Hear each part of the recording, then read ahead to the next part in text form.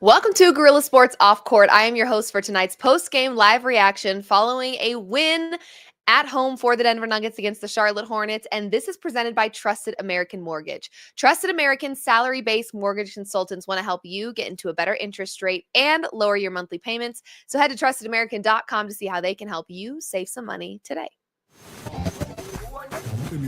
Hello and welcome in. Please do not leave your luggage unattended on the station.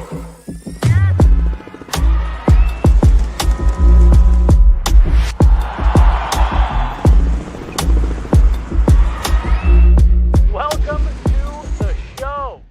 Hello, everybody, and welcome into another Guerrilla Sports Off Court. I am Liv Moods and very, very happy to be back. I was on vacation for a little bit, took some time away. Obviously, the All-Star break felt like a really good time to do that, just knowing that the Nuggets weren't going to be playing basketball, but the Nuggets are back. They entered the All-Star break on an 8-game win streak, and obviously, as exciting as that felt, their strength of schedule was nothing to write home about. It was nothing overly impressive, and I think there were still some people out there that weren't fully bought into this Nuggets team. I'm not saying you should be after tonight, them beating a injury-riddled Hornets team where this game, they kind of were playing with their food a little bit, letting the Hornets stay in this one a little bit too long, given how many of their star players were not playing in this game. So this is definitely not a matchup that I'm like, woo, all right, we're winning a championship. This is incredible. You know, there's still some things that need to be tightened up here for this Denver Nuggets team. But I want to start the top of the show with maybe what could be a hot take, but more than that, I just want it to be some perspective. I've watched a lot of Denver Nuggets basketball. I've studied this team. I've thought long and hard about what this team can be this season, what we've seen from this team, some of the strengths that we've seen, some of the weaknesses that we've seen. Cedric said tan looking orange. Yeah, sorry, can't really do much about that. I was in Mexico for 5 days, so I definitely got some sun. But I will tell you, in watching this Nuggets team this season, I'm not saying this is a good thing, and I'm not using this as an excuse at all whatsoever. But what I will say is it kind of feels to me like this Denver Nuggets team knows that last year's weakness, amongst many things, one of their largest weaknesses was the fatigue that they had in the playoffs. By the end of the season, they were playing very, very sloppy basketball, and it really did read like it was solely based on exhaustion and a little bit of a lack of effort, of course. But I think when you're not physically dialed in, you're also not going to be mentally dialed in. It feels like to me, this is the type of team that when they want to play better defensively, they can. We've seen that this season. We've seen them be a completely different version of themselves defensively in the second half compared to the first half, or against certain teams and not against others. What it feels like is they know how to turn that on and kind of like light up defensively when they need to. Do I think that's the right way to play basketball for this team? No, because I am on board with or a fan of playing every game like it's a championship, playing every game like it's a 7-game series so that you can develop and build good habits that can just be copy and pasted into a series against a much more difficult team, right? The Hornets really had no business being in this game as many times as they were. I would look at the TV and all of a sudden blink my eyes and the game was tied. You know, the Nuggets kind of have this ability to just play at a complacent level, and it can be very frustrating, and it has been very frustrating this season. I think many Nuggets fans have shared in this feeling with me as well, that it is very frustrating to watch a team so good have such bad moments defensively. I'm not saying it's intentional, but I do think there is, and this is kind of the hot take that I was talking about. It does feel like the Nuggets just kind of go into certain matchups like, we don't really need to give our best effort defensively. I don't agree with that mindset. I don't agree with playing basketball that way. But it does feel like this is a team that when they need to turn it on defensively, they can. It's not that they're not capable. It feels like there is a little bit of a pace ourselves mindset throughout this season where some games, especially against the bottom tier teams in the NBA where you're like, what is this? What are you guys doing defensively? You're not even trying defensively. And I do think some of that is intentional. I do think there's an aspect of this Nuggets team just kind of playing it safe against teams that they know they can beat without playing defense. I will tell you, this Nuggets team defensively has struggled all season long. That has not been a secret, but they are now 30-5 when they score at least 120 points. Can we all just kind of agree here that defense is fleeting in the NBA as a whole, period? That's not excusing the Nuggets playing poor defense. Please don't misunderstand me, because it absolutely is something that I want them to continue to work on and prioritize here. But it does feel like defense is a fleeting aspect in the NBA. The more that we're seeing teams live and die by the three, we're not really seeing that run and gun defense, that hustle, that aggression. We're really not seeing that from a lot of teams. And so I think that while a lot of these other teams are adapting to the format of living and dying by the three, you've got teams like the Denver Nuggets that maybe aren't adapting to that style of offense, but they are adapting to the style of defense where they don't feel the need to play defense as much as maybe they did in 2023 when they won a championship. Now, I do think defense is still going to need some work in order for this team to win a championship, because when you're going head to head against teams like the Celtics, like OKC, you have to have defensive stops because they have enough of a high power offense to compete with a Nuggets team that can score at least 120 points. We've seen the Nuggets lose games to good teams this year because they don't have defensive answers for those teams. But I do feel like there is an element here with this Denver Nuggets team where they're capable of playing better defense and they know they can play better defense, which is why they're so calm. Every time they're asked about how the defense can improve and what they can do better defensively, they're relatively calm about it. And to me, that's because they know they can play better and they just choose not to some games because they know they can win without it. Again, I don't agree with that. Shed some light on how you guys feel on that. Do you think that I'm kind of in the right ballpark in thinking that, or do you feel like this is just a bad defensive team and they don't know how to play defense? I just refuse to believe that because we have seen them in moments just flip the switch on. They play better defense when they know they need to.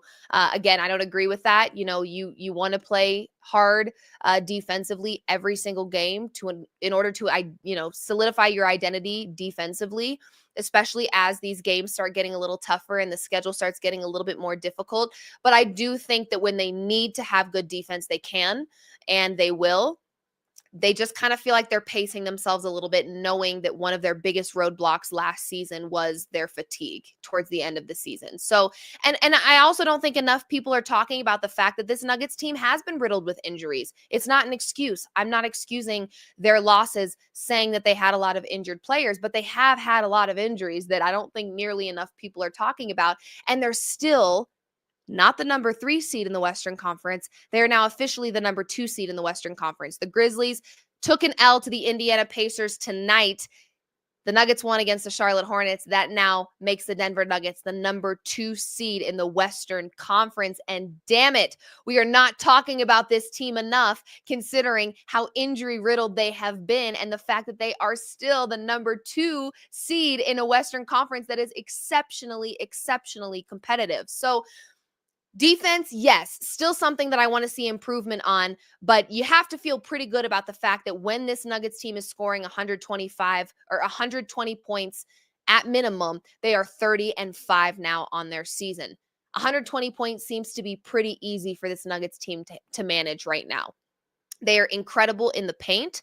They have not succumbed to the live and die by the 3 method like every other team out there, but you don't need to when you have Nikola Jokic. When you're the best passing team in the NBA, you create opportunities all over the floor. And that's what this Nuggets team is really stinking good at. And we're seeing that every time they play and they win and they're scoring at least 120 points, not living and dying by the 3. But I do, of course, want to give a little shout out to the 3-point shooting tonight because I was very, very excited about what we saw from a lot of guys tonight on this Denver Nuggets team from the 3-point line. Okay.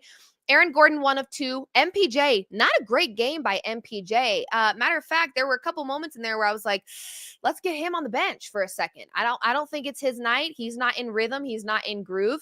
Let's let's sit him and give some of those second unit guys that were stepping up without Russell Westbrook and some of the other guys that were injured, give them an opportunity on the floor. Our bench did get some pretty decent minutes. You had 15 from Zeke Naji, DJ 11, 7 rebounds in those 11 minutes. I feel like DJ just puts himself in really great positions to get rebounds. He always knows where to be, and that's really, really big in those non-Jokic minutes. So I appreciate DJ for that. Strawther, 22 minutes, 16 points in those minutes, 4 rebounds, 2 assists. Julian Strawther, 4 of 7 from the three-point line off the bench.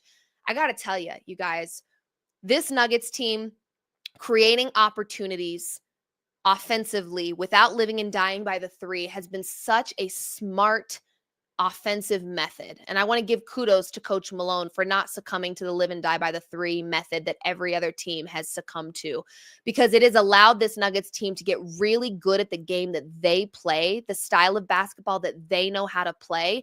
And you still have games where you've got a Julian Strawther that can come off the bench and light it up from the three-point line.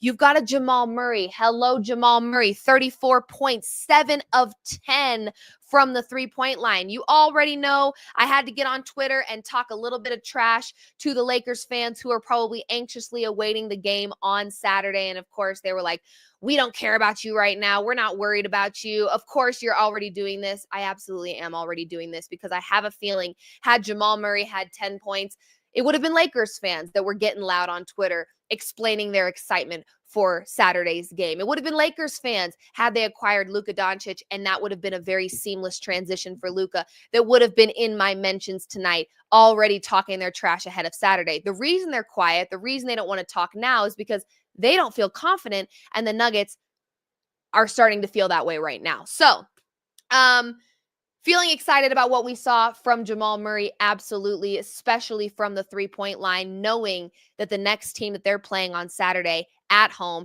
is against the Los Angeles Lakers, who we know Jamal against the Lakers, I don't have an explanation for it. It's kind of this like weird voodoo thing that happens that you get a very absent Jamal Murray for 4 games straight. And then against the Lakers, he's like godly, and it really doesn't make sense to me. I'm still trying to figure out how he gets there, but to see him heating up the way that he's heating up and to see that this Nuggets team coming off of an all-star break where I'm not really sure this Nuggets team benefits all that much from time off. I think this year they especially do because of their physical injuries and their bodies kind of needing that time away from the game to just rest and heal and kind of hit the refresh button. So in this season particularly, I think it's beneficial for them. But there's a lot of times I don't really think rest actually does this Nuggets team well. They have a pretty decent record on the second tail of back-to-back games. So when they're not rested, they actually perform pretty well. I think they're a team that likes to play off of momentum, and they do a pretty good job at that. But the All-Star break, I think, was exceptionally important for this team this season, given how injured they have been. And so to see them go into the All-Star break on an 8-game win streak, obviously there was optimism. Obviously it felt very exciting, especially because before that, they had 5 games on the road where they were 2-3 in those games. And that was following a 12 wins out of a 15-game stretch where they were on another heater. So we've seen a lot of ups and downs with this Nuggets team. But again, in those ups and downs, even I sometimes forget to mention, this team has been riddled with injuries. You know, this starting lineup has looked different, it feels like, every single game.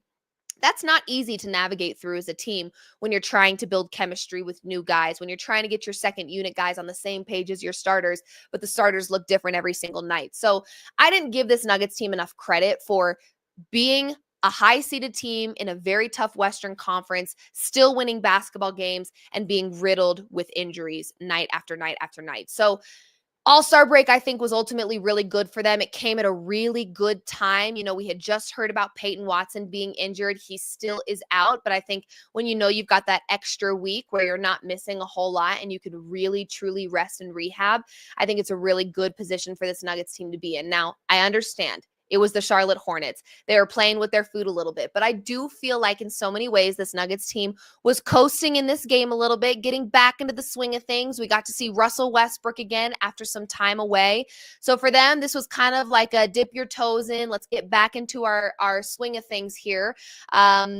And they were able to still get a win, not really having a great defensive performance for most of this game, and kind of allowing the Hornets to hang in this game a little bit more than they should have, especially given how many of their stars were injured. But nonetheless, a win is a win. We're going to take it. We're going to be excited about it because I do think we're starting to see this Nuggets team just get into form.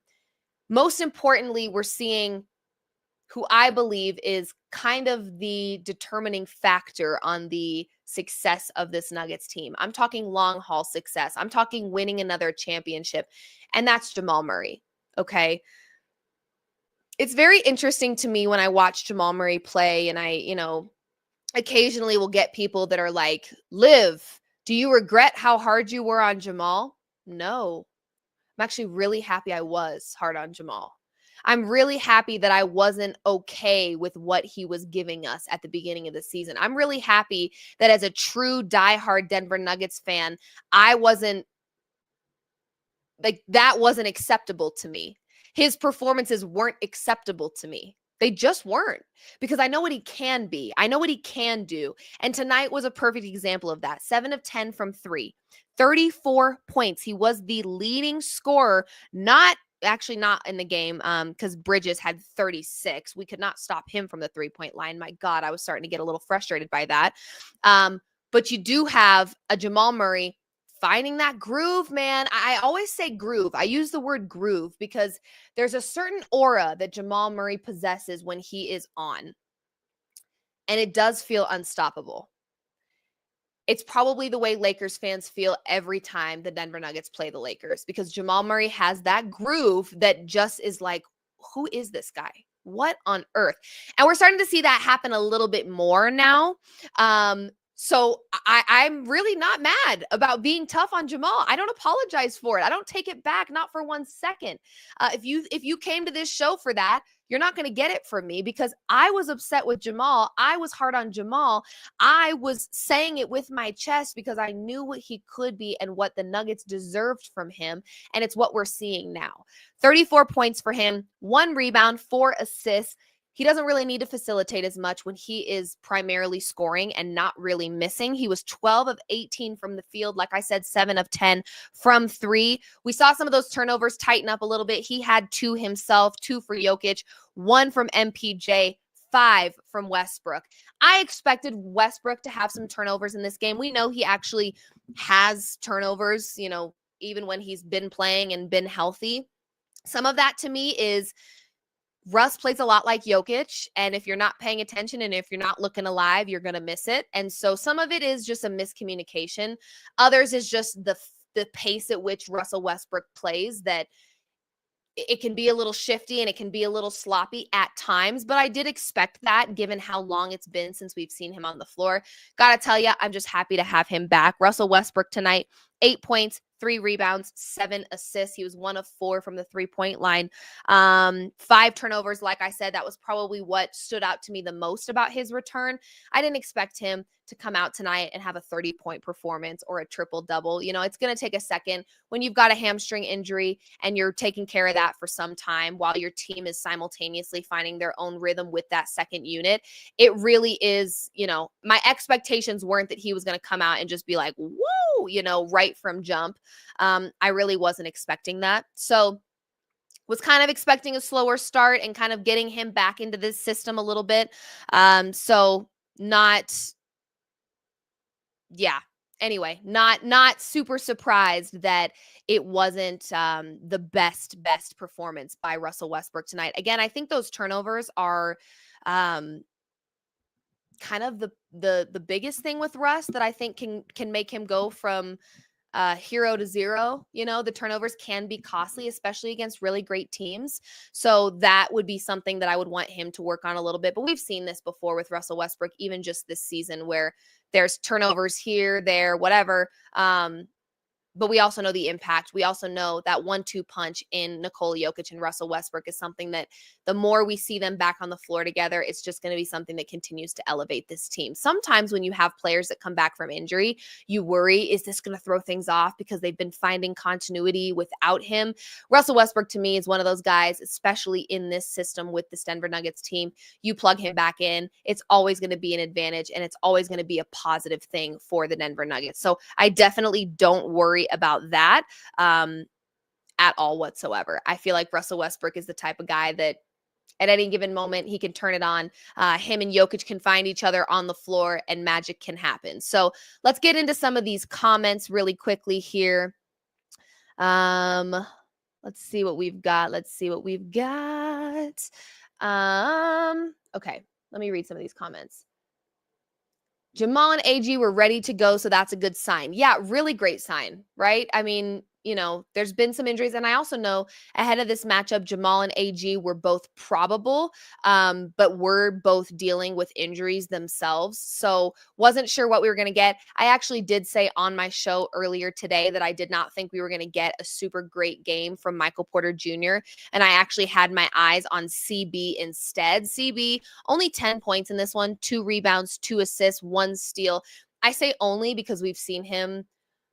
He was kind of on a heater there for a second. I mean, my God, he was looking pretty unstoppable. He didn't really need to be that tonight because Jamal Murray was able to be that tonight. And listen, a win is a win.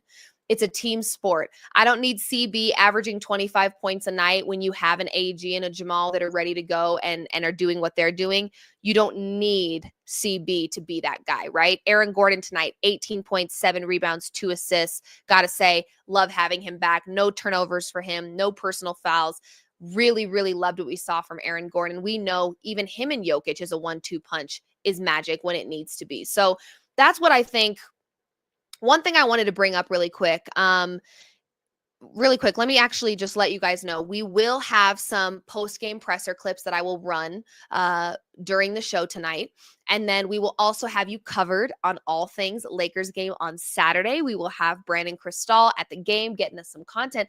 Brandon Cristal actually is also traveling next week doing some football coverage for us. As you guys know, the Combine is right around the corner. He's going to be getting us some Combine content. And the Nuggets just so happen to play against the Pacers next week. So we'll have some content even on the road for you next week, as well as, of course, post-game live shows, as many times as we possibly can so that you and I can sit here and do these wonderful venting, ranting sessions as we always do following the Nuggets games because 1, it's very therapeutic, and 2, I also love just hanging with you guys. So one thing I wanted to talk about, if you tuned into my show this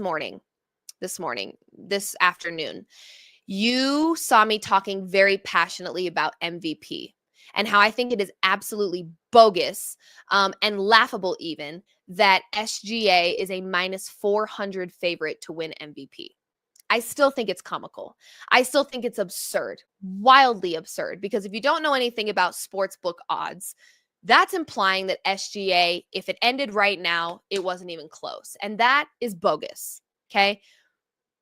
The idea that SGA is running away with anything is absurd because Nikola Jokic still plays basketball in the NBA. I'm not sure if the people that are pro SGA running with the award are aware, but Jokic is still playing basketball. Jokic is still, in so many ways, he was 1 assist shy, but averaging triple doubles what feels like every single time he's on the floor. He's elevating his teammates. His plus minus, the on and off swings with Nikola Jokic with his Denver Nuggets team are honestly unheard of. 12.2 to -8.3, plus 12.2 to -8.3. The value that Nikola Jokic brings to the Denver Nuggets team doesn't really get accurately described by a simple stat line. It just doesn't. Yes, he's averaging triple doubles, and Jokic haters out there are getting bored of it, but that doesn't mean it's any less impressive. It really doesn't. It's actually impressive that he's made you bored of triple doubles. That's how good he is. You're bored of the game that Nikola Jokic plays because it's just common practice for him. That's how good he is. If it bores you, you just don't like good basketball. I don't know what to tell you. Truly, the MVP race has become a popularity contest. But as I sat and thought watching this game tonight about the MVP race, because I was very passionately speaking about the MVP race earlier today, And as I sat and thought about it a little bit more, okay, you think it's SGA's turn? Fine. Fine. To me, right now, the MVP conversation is more about not giving it to Nikola Jokic than it is giving it to SGA. Because if we really want to go down the lane of playing the stats game, it's not going to work in favor of SGA. The Denver Nuggets are now the number 2 team in the Western Conference. And I understand OKC is the number 1 team in the Western Conference. I'm aware. I watch basketball. I'm aware. But to me, that's just not a good enough reason for it to be a landslide as people are trying to frame it. It's just not a good enough reason. It's really not. Because when SGA is on the floor versus off the floor, guess what? OKC's still in the positive. Plus 18.4 to plus 0.4. Not saying SGA doesn't make an impact. We know he does. We watch him play basketball. Okay, he's great. But there's a lot of arguments you can make in favor of Nikola Jokic that you can't make in favor of SGA, okay? And that's just the simple fact of the matter. However, the more I sit and think about it, the more I say, okay, if it's SGA's turn, if in your brain you are certain that it is SGA's turn, fine. The last time that you played that little game, the last time you said it's somebody else's turn, the last time voter fatigue clouded your judgment, guess what? Jokic couldn't have cared less, and he went ahead and he won a championship anyway. And he got the MVP that mattered the most. So please, give it to SGA. If that's what's going to help you sleep at night, is giving SGA an award that you think it's his turn to get, is that what we've come to now? Jokic has won 3, and he's playing better right now than he did any of the times he won those 3. Statistically, in almost every category outside of points per game, he is better statistically than SGA. SGA's got him by about a little over 3 points. But you want to know something else? SGA has also been to the line 167 times more than Nikola Jokic this season. So God help me, I would hope he's got 3 more points on average than Nikola Jokic. 167 times, you say? Nikola Jokic got to the line. He got 2 free throw attempts. 2 free throw attempts tonight. Getting hacked on all game long. Fine. Fine. If you want SGA to have it that effing bad, let him have it. I don't even care at this point. I just don't care. Because when it matters most, when it is time for Nikola Jokic to prove that he is the most valuable player, it will be on full display in a 7-game series in a deep playoff run. So if you need to give it to SGA to help you sleep at night, be my guest. That being said, I will cool off just a little bit, and we are going to run Coach Malone's post-game presser. We'll get his thoughts on tonight's game. I'm sure he's got some opinions on the defense. We know he really does get on this Nuggets team when it comes to their defensive efforts or lack thereof. But let's check out what Coach Malone has to say about this 129-115 win over the Charlotte Hornets tonight at home.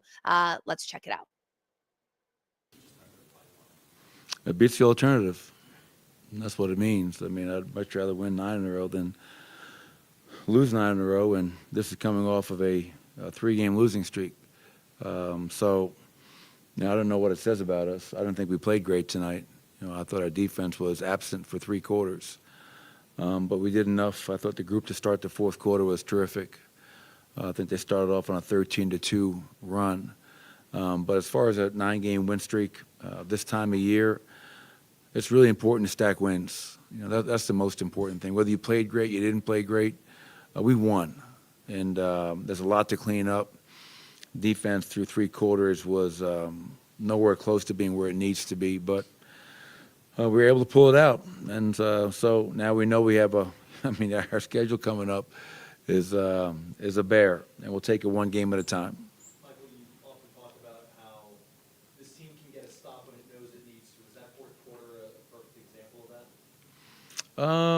I think it was more an example of Miles Bridges went out.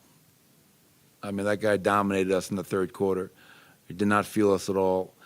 He went to the bench to start the 4th quarter. But that group, I think it was Russ, Jamal, Julian, and Zeke and DJ. That group was really good. And what I liked about it, not only did that group force misses, but we rebounded. I mean, that was great to see. And so I give that five-man group a lot of credit because that was by far our best stretch of defense. And to hold that team to 19 points in the fourth quarter on 19% from the field is outstanding. Now the challenge is, can we do that much closer to 4 quarters than we did tonight? And we'll have to do that against the Lakers, who are coming in here in a few days. But, hey, we'll take the win. It's the right way to start off the post-All-Star break push. What went into the decision to put Christian Brown in He's just been playing at such a high level, you know what I mean? And it coincides with us playing at a high level. You know, it wasn't anything that Russell Westbrook hadn't done. You know, but when I talked to Russ about it, he was great. He was a pro. He said, Coach, whatever you need from me. But I just felt, Katie, it was just that CB, not only had we won 8 in a row, but the level of play that CB was playing at, it was just outstanding. And like you saw tonight, I mean, we can close with different lineups. We can play so many different guys. But Julian had a really good stretch for us tonight. It was great to see him be aggressive, 16 points, 4-7 from 3. So, you know, if CB's starting right now, Russell Westbrook's like a starter for us, and vice versa. So we'll see what happens as we move forward. But I'm just really fortunate to have a guy like Russ who's a pro. And same thing when I decided to take CB out of the lineup for one game. You know, he was a pro about it as well. Nicole put up 14 threes tonight. The entire team, I think 28 threes in the first half was the most of any half you guys have had so far this year. Did anything go into that in the game plan? Was it just the way you guys were being played? Yeah, I think, you know, with Nurk out there, he's down the floor so much and pick and rolls. That pick and pop is definitely available. We talked about that. And obviously with Nikola, I mean, he's shooting the ball so well from 3. I mean, and so it's a delicate balance, right? Because he's the best post-up player in the world who's having a career year from 3 and trying to mix that balance of, you know, playing inside out. You know, we only scored 52 in the paint tonight. You know, I think we usually score around 60, you know, but to your point, Ryan, 19 of 43 from 3, that's like usually 2 games worth for us. That was a joke, guys. Come on, man, stay with me. Jamal also had it going tonight. Mm-hmm. It's nice to have a guy that puts up 55 out of the break and 34 on the way back. Just what are you seeing from him and how aggressive he's been? Well, not only aggressive, but efficient. I mean, because you can be really aggressive and, man, like, slow down, what are you doing?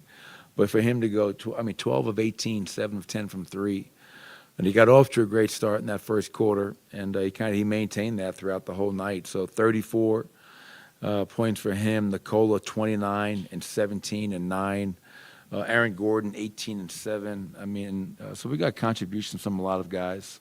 But, yeah, we've always said it. When Jamal is aggressive and playing with that kind of swagger, that usually leads to a big night for him.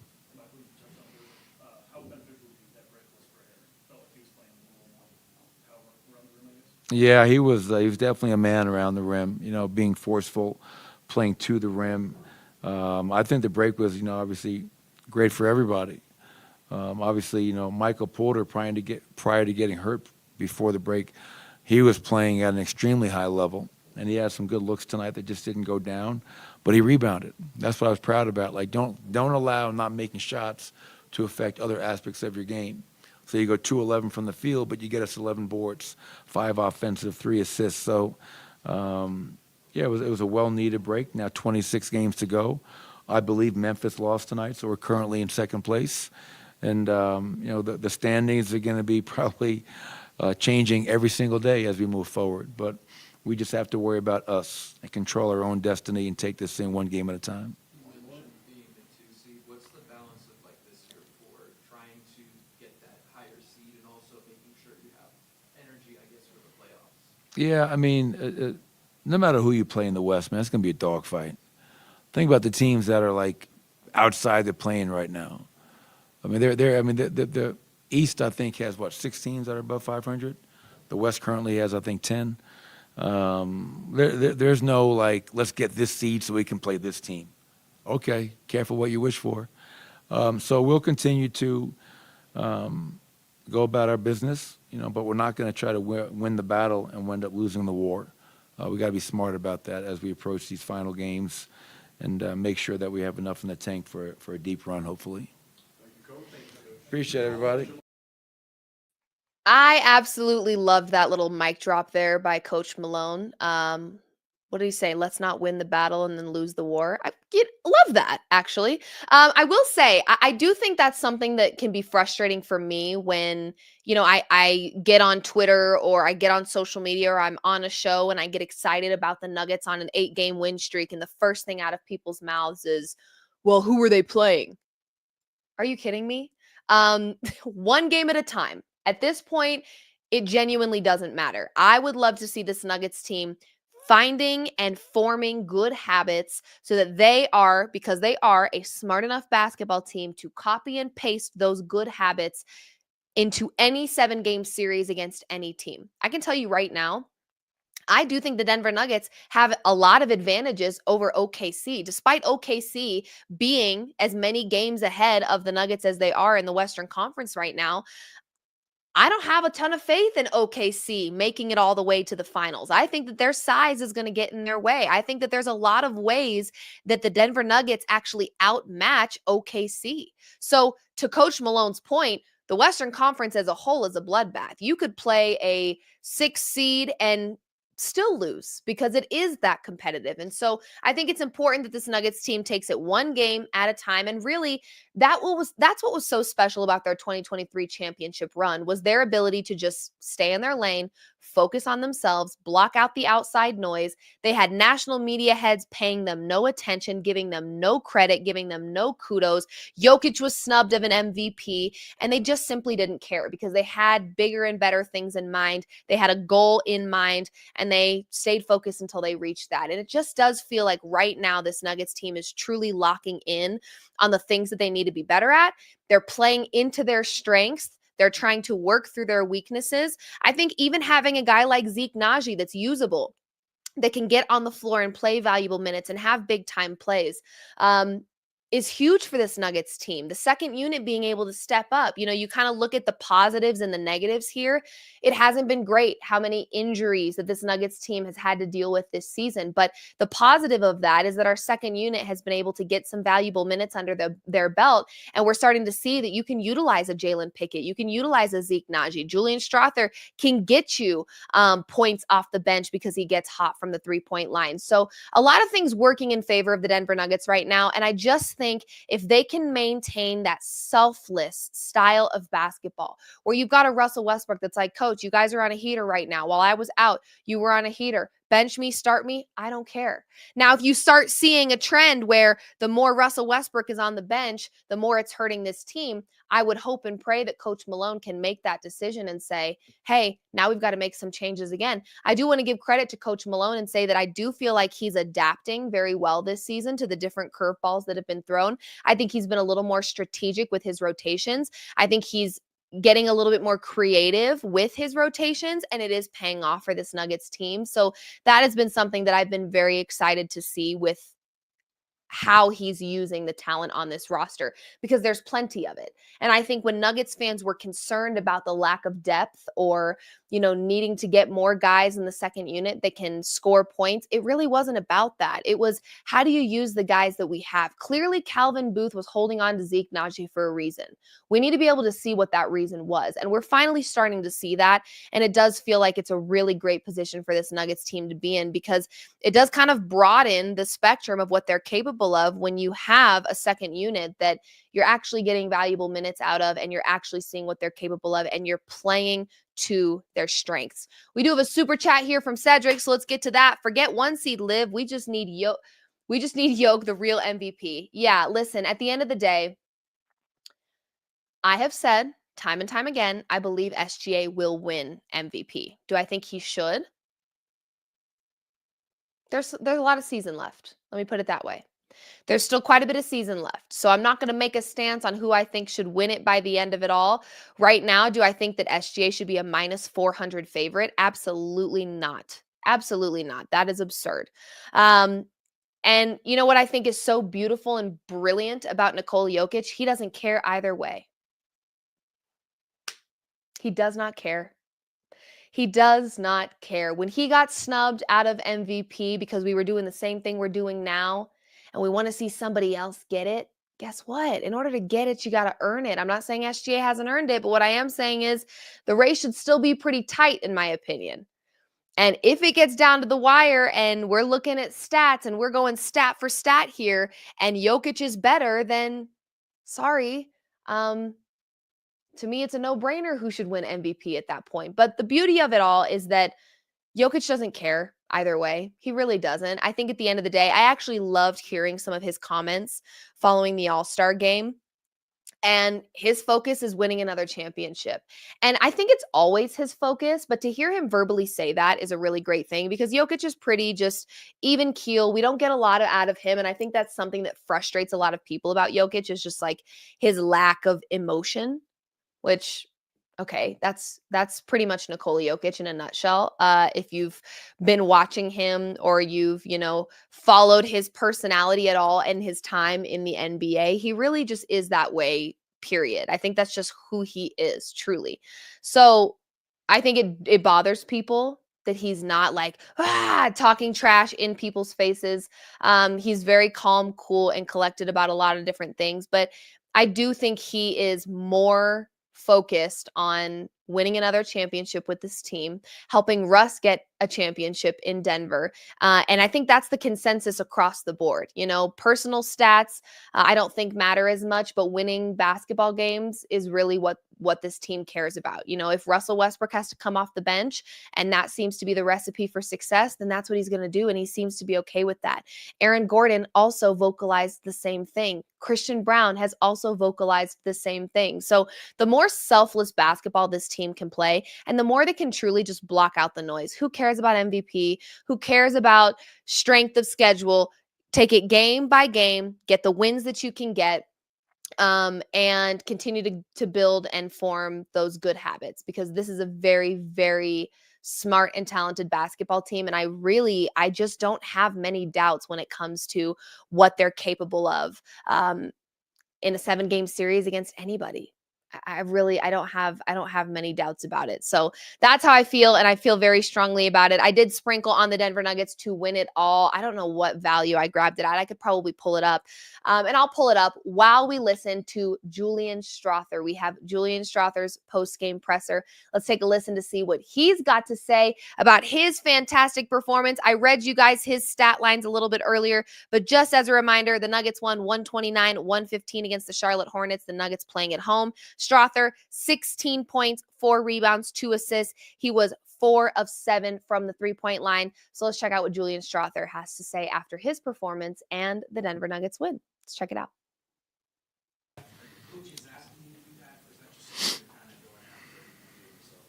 That's something that I'm kind of trying to attack myself right now. It's something that I was effective with when I was at Gonzaga. I was a good defensive rebounder.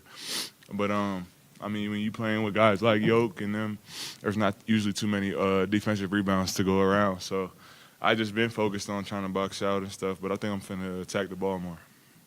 What was the All-Star break for you like? Just went to All-Stars, had that experience. How did you just appreciate that? Oh, it's a dream come true to just participate. Just be around, see all the signage, see all the billboards, and then just share time with guys that you usually don't get to share no time with. So it was a really fun experience, and I'm just grateful for that opportunity. You've been extremely aggressive, just getting more confident over the course of this. You've never had that confidence before, but it does seem like there was a moment in that fourth quarter where you're just ready to go get the ball.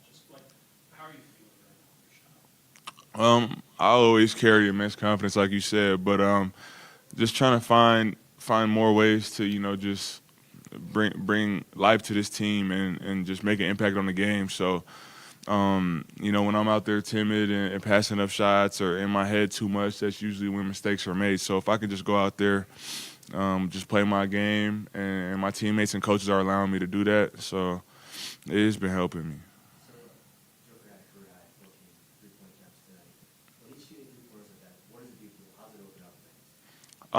It's just another person that the defense got to worry about on the 3-line, especially picking and popping, putting teams in rotation.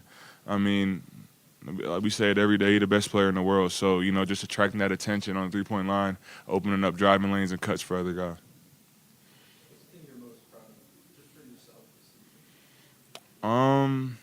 Probably just being able to play through adversity. There's plenty of times where I'm out there and I make a couple mistakes, and just being able to play through that, clear my mind, and still try to make an impact going forward. I mean, there's no change in what happened to play before, so there's no reason to try and dwell on it. Just go out there and be me. Do you happen to remember the longest winning streak you've ever been a part of? It had to be at Gonzaga. My freshman year, I think we finished 30-1, so we must have won 30 straight. Yeah, I think we won 30 straight that year, literally. I'll follow up when you guys get to 30. What does it take to, we haven't experienced keeping the winning streak together, what does it take to continue winning, continue with the good habits? Yeah, it's definitely, it just boils down to not becoming complacent, not going into every game just expecting to win. You go out there and earn a win. So, the rest of our schedule is pretty tough. So I don't think it's going to take too much for us to get up for some of these games, like especially this one on Saturday. So I think we're all looking forward to it, and we want to just put ourselves in the best position to go get another ring. Oh, love it. Selfless basketball being played by this Denver Nuggets team. And we're watching Julian Strawther honestly just gain a little bit more confidence. And I think the more confidence he gets, the better. We've seen him make some big shots, especially from the three-point line. And I think that's going to be huge for this Denver Nuggets team as they try to make a deep playoff run. I was just checking Twitter as that clip was going, and also wanted to let you guys know I did place bets on the Denver Nuggets earlier in the year. I don't know if it tells me when I placed these. Placed January 21st. I placed these bets. The Denver Nuggets to win the Western Conference at plus 600. I put $25 on that to pay me out $175 in the FanDuel Sportsbook app.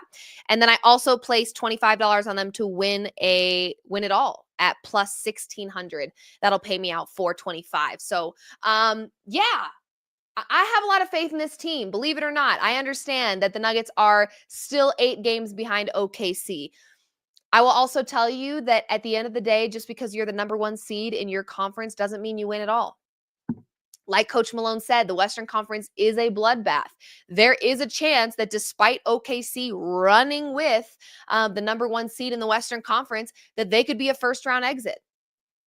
That happens. This is sports, and the Western Conference is exceptionally competitive. I do still think, and this is, take it as you want to. I understand I'm a Nuggets fan through and through, so you can call it a biased take. You can say that I'm being a homer, whatever. There are many ways, if I were to break it down, that I think the Denver Nuggets have an advantage over OKC.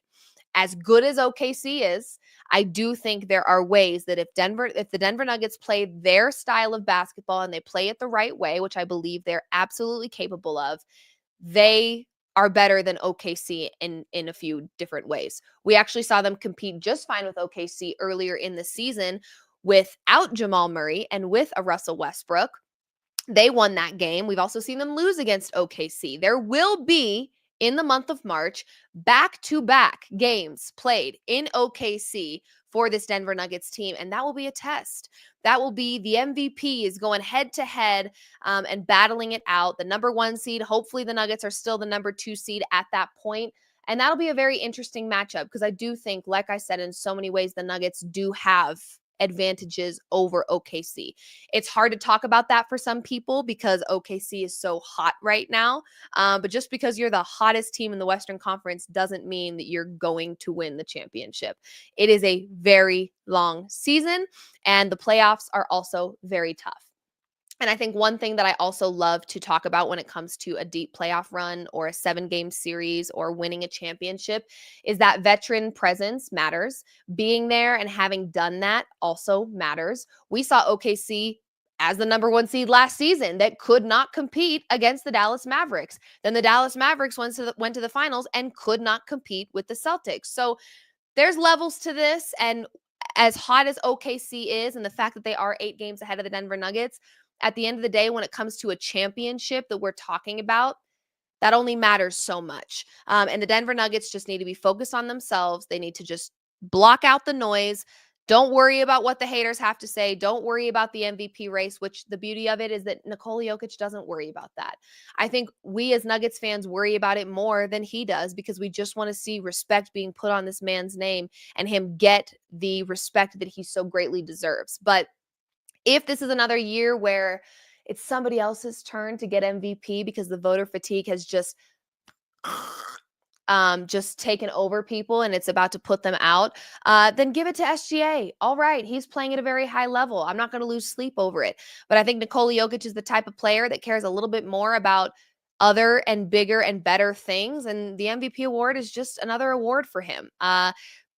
People find that weird, that he doesn't care as much as he maybe should. But I think the fact that he cares about winning a championship, this team cares about winning a championship. That seems to be the overall goal across this locker room, is playing selfless basketball and winning a championship and doing it however it needs to be done. Meaning, if you bench Russell Westbrook because CB is really working in the starting lineup, then Russ is good with that. If you bench CB because Russ is really working in the starting lineup, he's good with that. Aaron Gordon was okay with leading our second unit off the bench. If that doesn't say selfless basketball and a really healthy culture that this Nuggets team has, then I don't know what does. At the end of the day, a championship is far more important than an MVP award. So if it's SGA's turn and that's going to help you sleep at night, by all means. The beauty of this is Jokic doesn't give a damn. He doesn't give a damn. He genuinely does not give a damn. So if you feel like it's SGA's turn, stats actually disagree with you, but that's all right. We'll let you have your moment. At the end of the day, the Nuggets, hopefully hungry for a championship. We're really seeing this team take some really great form. And I was happy to hear Coach Malone say, defensively, we looked like doo-doo for 3 quarters. We were non-existent because even in wins, it's important that you walk away knowing what you need to be better at. This Nuggets team has been doing that game after game because they have been humbled quite a few times, right? They've been riding the high, been really great, showing a lot of, promise and really exciting people, and then they get humbled. And I think it's really good for them to get humbled in those moments because it forces them to look in the mirror and say, what's going on here? So either way, I'm happy with this win. Very, very, very happy with this win and happy with what we're getting out of this Denver Nuggets team right now, especially Jamal Murray.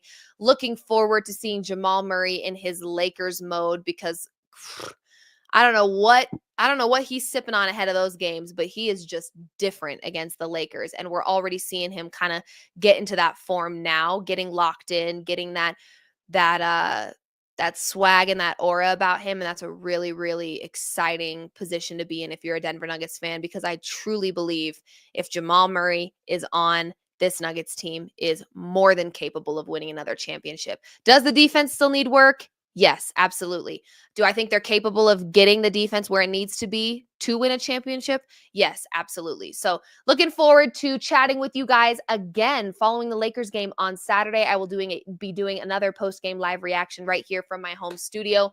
Hopefully all smiles. Hopefully it's a win for the Denver Nuggets. But, you never know. Luka, this might be where he finds his footing and his rhythm and his groove against this Denver Nuggets team. So it'll be interesting to see. Nonetheless, much love to you guys. Thank you guys so much for tuning in to another Guerrilla Sports Off-Court post-game live reaction edition. I am your host for today, Liv Moods, and I will be your host again Saturday following the Lakers game. We'll keep you guys updated on all things Denver Nuggets all season long. Thank you guys for being here.